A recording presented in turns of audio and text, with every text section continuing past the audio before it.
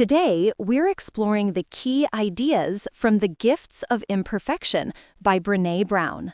This is an independent educational overview enriched with our own integrative analysis and actionable exercises.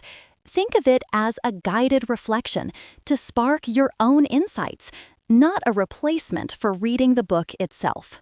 The profound journey toward what might be termed wholehearted living invites individuals to inhabit their existence from a foundational belief in their inherent worthiness.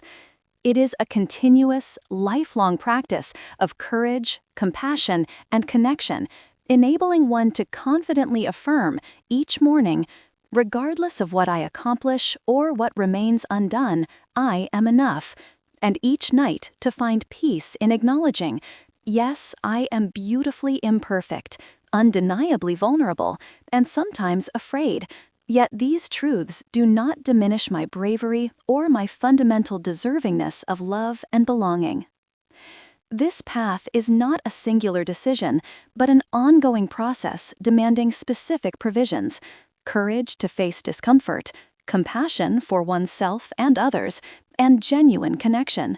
These are the tools necessary to embrace our imperfections, nurture what truly sustains us, and release what impedes our growth.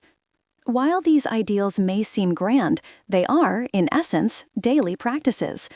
Through consistent engagement, they transform into extraordinary gifts. Remarkably, it is often our very vulnerabilities that compel us to engage with these powerful tools, honing them day by day. To embark on this journey, we must strip away the amorphous nature of concepts like love, belonging, and authenticity, defining them through lived experience and examining their daily manifestations. This allows us to move beyond feel-good rhetoric to understand the concrete actions that infuse heart into wholehearted living. Moreover, when our usual modes of pushing through exhaustion and overwhelm fail, there's a more restorative approach than simply sucking it up. This new dig deep involves becoming deliberate in thought and behavior, inspired to make nurturing choices, and taking decisive action toward restoration. This shift from forced productivity to intentional, inspired restoration is far more effective, arising from a deeper understanding of the pervasive forces that impede courage, love, and compassion. Only by confronting these internal adversaries can genuine, lasting change truly take root. Embracing vulnerability and connection, the path to authentic selfhood.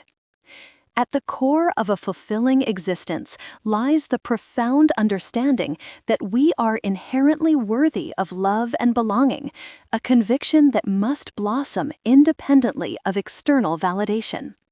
This belief liberates us from the relentless cycle of performing, perfecting, pleasing, and proving, a pursuit of worthiness that paradoxically prevents us from ever truly accessing it.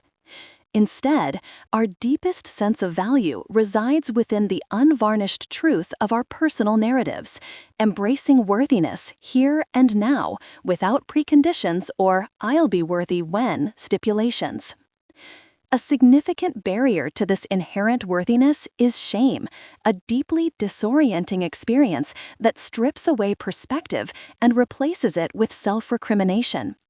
Unlike guilt, which focuses on a specific behavior, "I did something bad," and can motivate positive change, shame targets our identity, "I am bad," corroding our belief in our ability to change, and often driving destructive behaviors.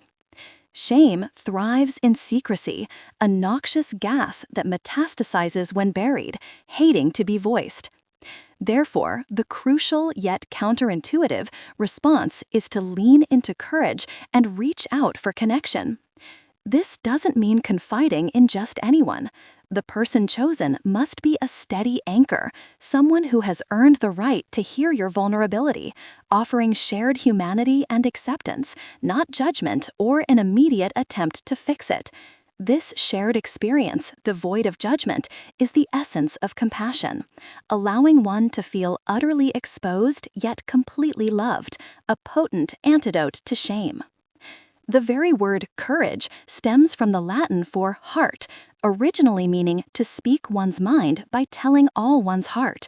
Today, we often equate it with heroic feats, forgetting the profound bravery in putting our vulnerability on the line. It's the simple, everyday act of admitting I don't know, asking for help, or openly sharing excitement for a longed-for opportunity without minimizing it for fear of disappointment. Every such act of ordinary courage sends ripples outward, making the world a little braver and kinder. Compassion, derived from to suffer with, similarly requires redefinition. Our default reaction to pain, whether our own or another's, is often self-protection, blame, judgment, or an immediate attempt to fix it. True compassion, however, demands that we relax and move gently toward what scares us, recognizing our shared humanity. It means acknowledging our own imperfections and struggles, for only when we understand our own darkness can we truly be present with another's. A vital, perhaps surprising component of compassion is the courage to set boundaries and enforce accountability. It's difficult to genuinely accept others when they consistently hurt or disregard us. True compassion asks us to be kinder yet firmer, separating the person from their behavior and addressing actions rather than identity. Without boundaries, resentment festers, making authentic compassion impossible. Connection, the lifeblood of our well-being, flows when we feel seen, heard, and valued, when we can give and receive without judgment, and when relationships nourish us. We are biologically wired for it, yet our culture's glorification of self-sufficiency acts as a significant barrier. We readily offer help, but are often reluctant to receive it, mistakenly dividing the world into givers and receivers. However, until we learn to receive with an open heart, we can never truly give with one. Genuine connection is a mutual exchange of strength and vulnerability. It is critical to distinguish between fitting in and true belonging. Fitting in involves molding oneself to gain acceptance, a skillful act of chameleon-like adaptation to external expectations. True belonging, however, demands no such transformation. It requires us to simply be who we are, accepting and embraced for our authentic, imperfect selves. In fact, fitting in often obstructs the path to genuine belonging. Love and belonging inherently carry an element of uncertainty, existing in an intangible space between people, and are inextricably linked as irreducible human needs. When unfulfilled, suffering inevitably follows. Love is cultivated when we allow our most vulnerable selves to be fully seen and known, honoring the spiritual bond that arises with trust, respect, kindness, and affection, growing only as deeply with others as it does within ourselves. Similarly, belonging, this primal human desire to be part of something greater, manifests only when we present our authentic, flawed selves.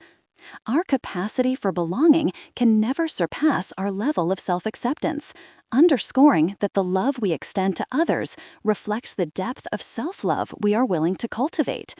Practicing self-love, treating ourselves with trust, respect, kindness, and affection is not a luxury, but a fundamental necessity for a truly connected life. Navigating internal obstacles. Overcoming perfectionism, scarcity, and the pursuit of control. The journey toward wholehearted living is fraught with internal obstacles, deeply ingrained habits and mindsets that often arise from our attempts to shield ourselves from vulnerability. Among the most pervasive of these is perfectionism, a seemingly admirable trait that is in fact a deeply ingrained belief system rooted in shame.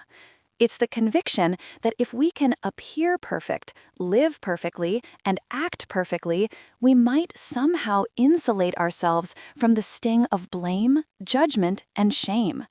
It functions as a formidable yet ultimately debilitating 20-ton shield, mistakenly believed to offer protection when in truth it's the very burden that keeps us grounded and prevents genuine flourishing. Perfectionism is not a path to self-improvement, but a quest for external validation, driven by a desperate need for approval. While healthy striving asks, "How might I grow?" perfectionism gazes outward, fretting, "What will they think?" This distinction is crucial, for perfectionism, far from fostering success, often leads to depression, anxiety, addiction, and life paralysis, a condition where fear of imperfection prevents us from pursuing dreams or sharing our gifts. It's a self-destructive, addictive belief system powered by the thought that flawlessness can sidestep pain. When shame or judgment inevitably strike, the perfectionist concludes they simply weren't perfect enough, deepening their futile quest. Overcoming it demands acknowledging our shared human vulnerability, cultivating resilience against shame, and embracing self-compassion by extending kindness and understanding to ourselves, recognizing that imperfection is universal. Another significant obstacle is the pervasive scarcity mindset. This is the anxiety that something wonderful won't last, or that acknowledging deep gratitude is somehow an invitation for disaster. We might unconsciously believe that if we shield ourselves against joy by imagining loss, the pain will be lessened when it inevitably arrives. This mindset fosters a pervasive sense of not enough, not thin enough, smart enough, rich enough, successful enough. This silent justification for an unfulfilled life compels us to relentlessly pursue more, often at the cost of present contentment. To counter this, we must shift to a mindset of sufficiency, not an abundance of things, but an inner experience, a conscious choice to acknowledge that there is enough and, crucially, that we are enough. This allows us to appreciate ordinary moments, which, for those who have faced profound loss, are often the most cherished and sacred. Closely linked to scarcity is the profound human tendency to numb and take the edge off vulnerability, discomfort, and pain. When faced with difficult emotions like shame, grief, or fear, our instinct compels us to seek immediate relief, whether through alcohol, food, work, busyness, social media, or even perfectionism, anything to avoid leaning into the discomfort. However, a profound truth emerges. We cannot selectively numb emotions. When we dull the painful feelings, we inadvertently mute the positive, light experiences too.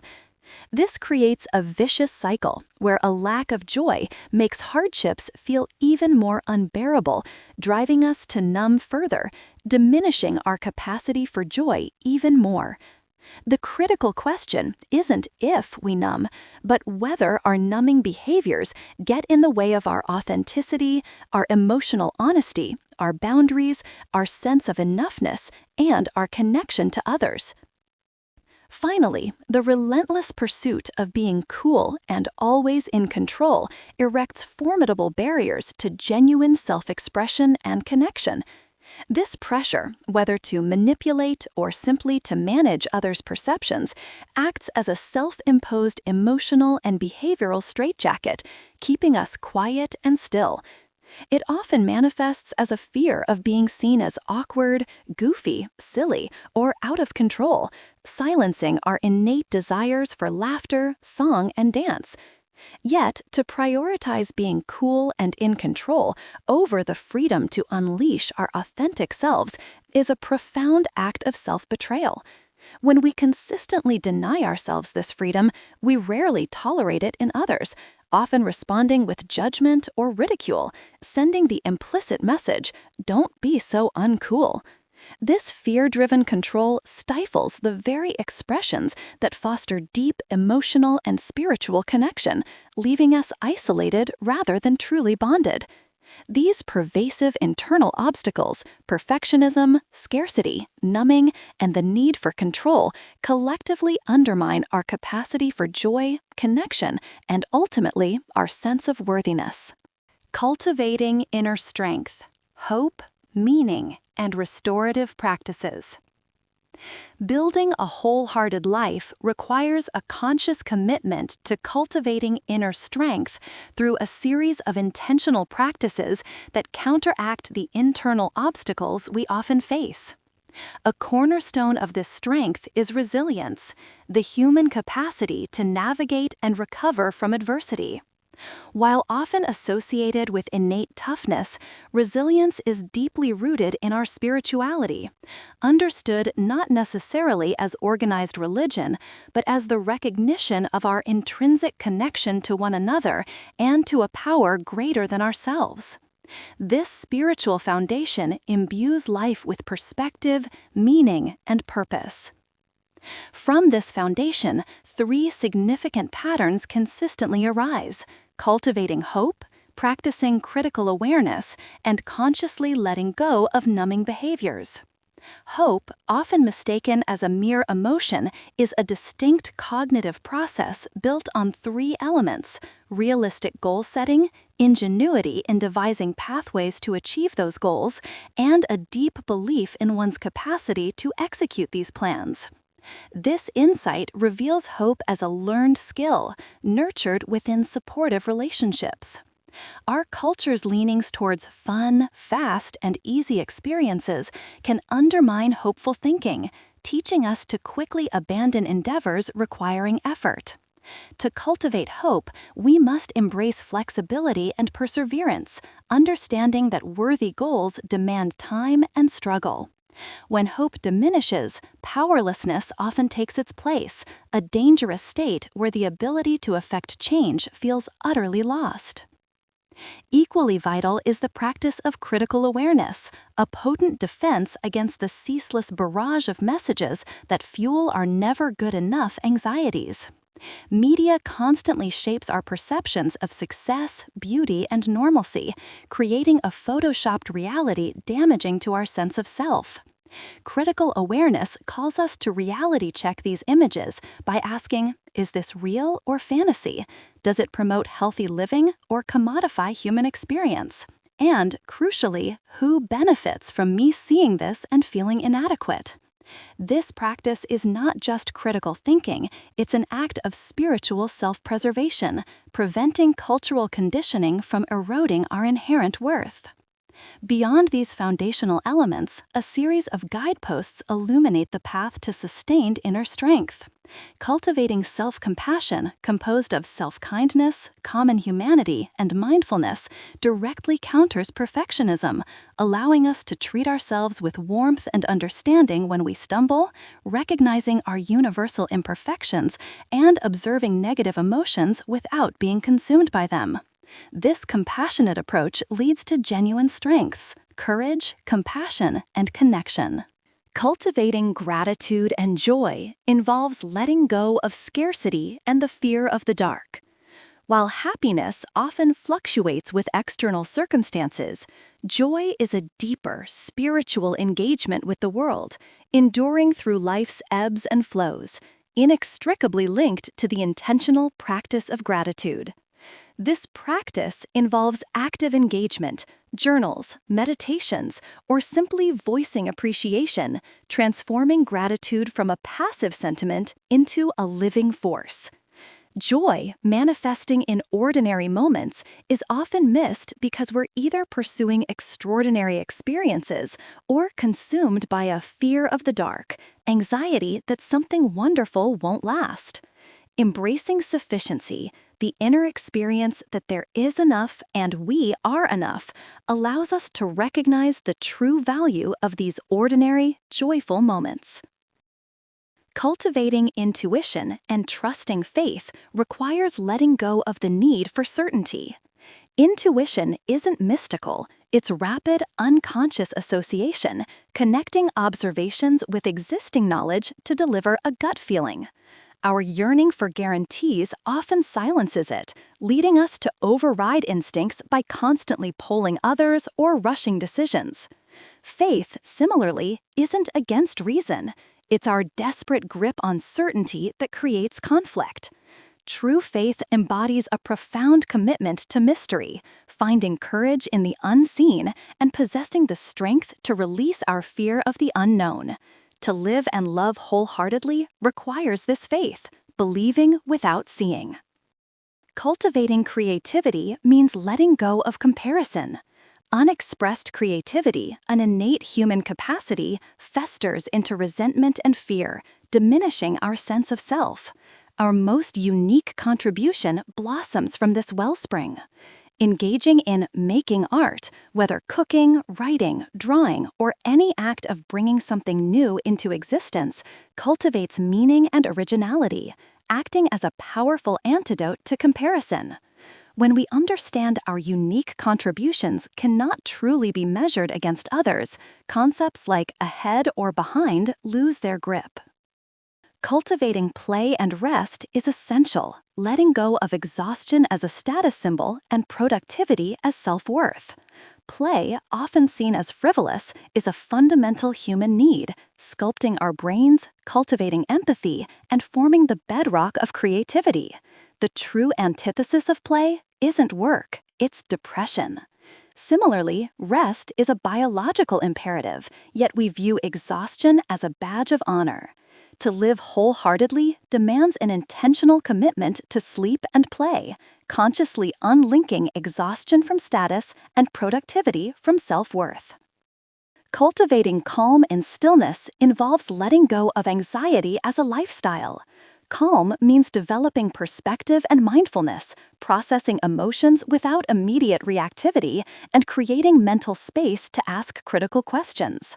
Stillness, rather than nothingness, is creating an emotional clearing in the mind for feeling, thinking, and dreaming.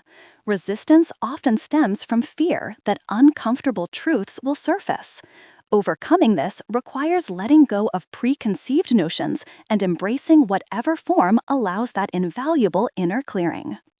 Finally, cultivating meaningful work means letting go of self-doubt and supposed to.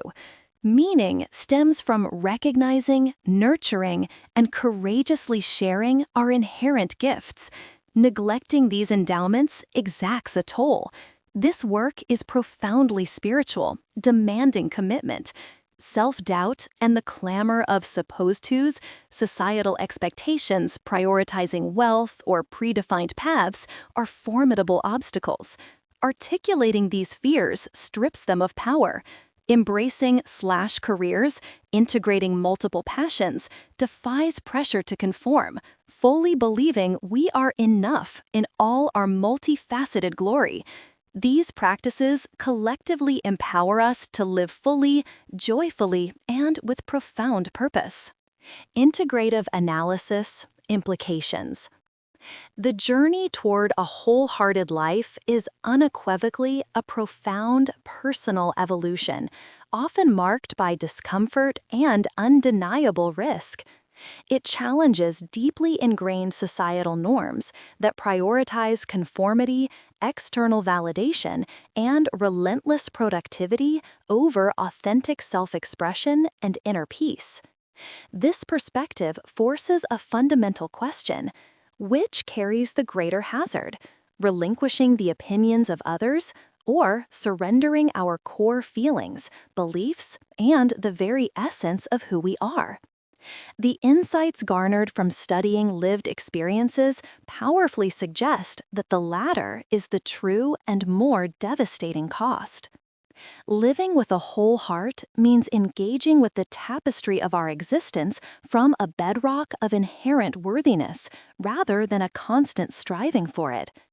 It necessitates nurturing the courage to be imperfect, the compassion to extend grace to ourselves and others, and the connection that only genuine vulnerability can forge.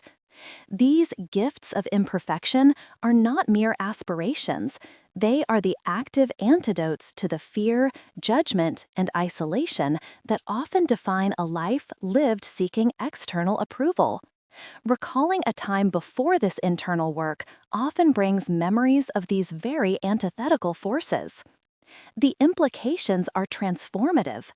This is a call to recognize that true love and belonging are not found in fitting in or in a flawless existence, but in the courageous act of presenting our authentic, messy selves to the world. It's an invitation to dismantle the shields of perfectionism and the numbing behaviors that inadvertently dim our capacity for joy. It encourages us to rediscover the vital, restorative power of play, rest, and stillness in a culture that often elevates exhaustion to a status symbol. Moreover, it affirms that our unique contributions, our creativity, and our deepest sense of purpose are not defined by external metrics or supposed tos, but by what makes us truly come alive. Ultimately, choosing to live and love with our whole hearts, embracing our messy, imperfect, yet profoundly joyful lives is nothing short of a radical act of resistance in a world that often pressures us to conform. It's a journey where one will feel both incredibly brave and undeniably afraid, yet profoundly alive. This understanding, derived not from theoretical constructs, but from the stories and patterns of countless individuals, validates the deeply human need to be seen, valued, and connected, confirming that our inherent worthiness is not something to be earned, but a truth to be embraced. Actionable Exercises. 1. Sharing your shame story with a trusted anchor. Shame thrives in secrecy, whispering that you are alone and fundamentally flawed. The most courageous antidote is to bring it into the light. Think about a recent moment when shame, embarrassment, or inadequacy washed over you. Perhaps your face felt hot, your heart raced, or you started to inwardly criticize yourself. Instead of hiding, practice acknowledging this feeling. Now, identify one person in your life who has truly earned the right to hear your vulnerability. Someone who listens without judgment, offers empathy, and doesn't try to fix or dismiss your feelings. Reach out to them. Share what happened and how you felt. Notice the shift in your energy as shame loses its grip in the presence of connection and understanding. This act of telling all your heart is profound courage. 2. Your daily worthiness check-in. True wholehearted living begins with the powerful belief, I am enough exactly as I am right now. This isn't a destination, but a daily practice. Each morning, before you start your day, take a few deep breaths and silently or aloud affirm, regardless of what gets done today or what doesn't, I am enough. I am worthy of love and belonging. Throughout your day, become aware of any moments when you feel the urge to perform, perfect, please, or prove your worth. Gently acknowledge these feelings, then bring yourself back to the truth. Your worthiness is inherent, not earned. Practice releasing the need for external validation and embracing your own authentic story. 3. The restorative dig deep pause. When you feel utterly depleted, mentally, emotionally, or physically, your usual urge might be to dig deep and push through. Instead, try a new restorative approach. Recognize the moment you feel overwhelmed, exhausted, or tempted to numb out with distractions. Take a deliberate pause. Ask yourself, what do I truly need right now to restore myself, not just to power through? Is it 5 minutes of quiet reflection, a short walk, a nourishing snack, or a moment of meditation? Allow yourself to be inspired to make a different, more nurturing choice. Then, go, take that restorative action. This deliberate shift from forced productivity to intentional self-care is a powerful act of self-compassion. 4. Practicing imperfection with self-kindness. Perfectionism often whispers that if you just appear perfect, you'll avoid blame and judgment. This is a heavy shield that stops you from truly soaring. This week, choose one small area where you tend to be a perfectionist, maybe your home, a report at work, or a personal goal. Intentionally allow yourself to do something imperfectly in that area. Perhaps leave a dish in the sink overnight, submit a draft that isn't absolutely polished, or greet a friend with a messy living room. When the inevitable inner critic arises, "You're sloppy, you should have done better," counter it with self-kindness. Remind yourself that imperfection is part of being human, and that healthy striving is about growth, not flawlessness. You are worthy, even in your messiness. 5. The Sufficiency and Gratitude Journal. Too often, our minds default to scarcity, focusing on what we lack or what isn't enough. Shift this powerful lens by actively cultivating sufficiency and gratitude. Each day, dedicate a small notebook or a few minutes to this practice. Write down 3 to 5 things you are genuinely grateful for, no matter how small or ordinary. It could be the warmth of your coffee, a kind word from a colleague, or a moment of sunshine. As you write, intentionally reflect on how this moment, this experience, is enough.